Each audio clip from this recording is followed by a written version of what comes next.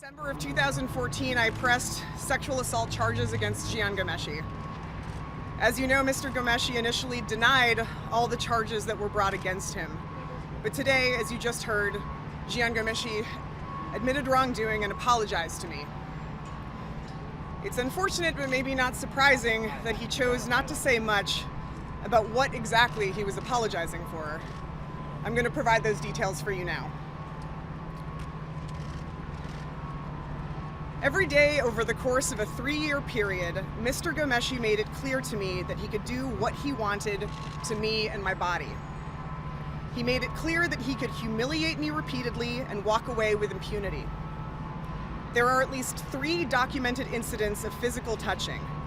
This includes the one charge he just apologized for, when he came up behind me while I was standing near my desk, put his hands on my hips, and rammed his pelvis against my backside over and over, simulating sexual intercourse.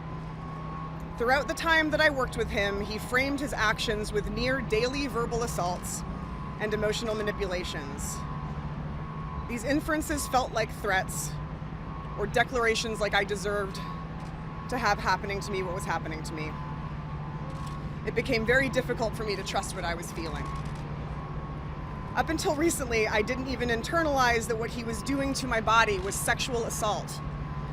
Because when I went to the CBC for help, what I received in return was a directive that yes, he could do this, and yes, it was my job to let him. The relentless message to me from my celebrity boss and the national institution we worked for were that his whims were more important than my humanity or my dignity. So I came to accept this. I came to believe that it was his right. But when I spoke to the police at the end of 2014 and detailed my experiences with Mr. Ghomeshi, they confirmed to me what he did to me was, in fact, sexual assault.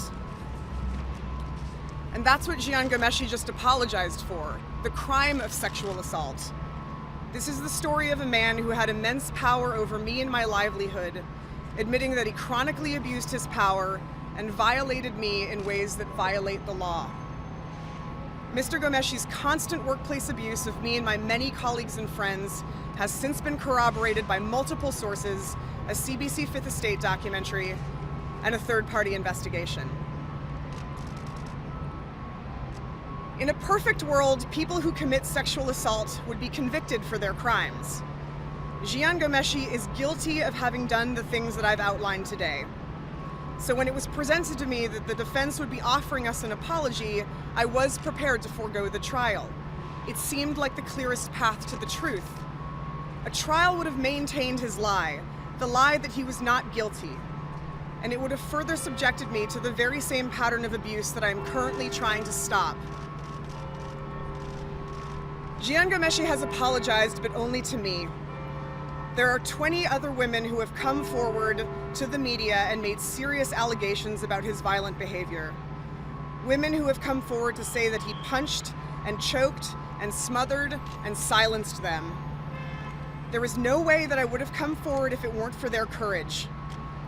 And yet Mr. Ghomeshi hasn't met any of their allegations head-on, as he vowed to do in his Facebook post of 2014. He hasn't taken the stand on any charge. All he has said about his other accusers is that they're all lying and that he's not guilty. And remember, that's what he said about me. I think we all want this to be over, but it won't be until he admits to everything that he's done.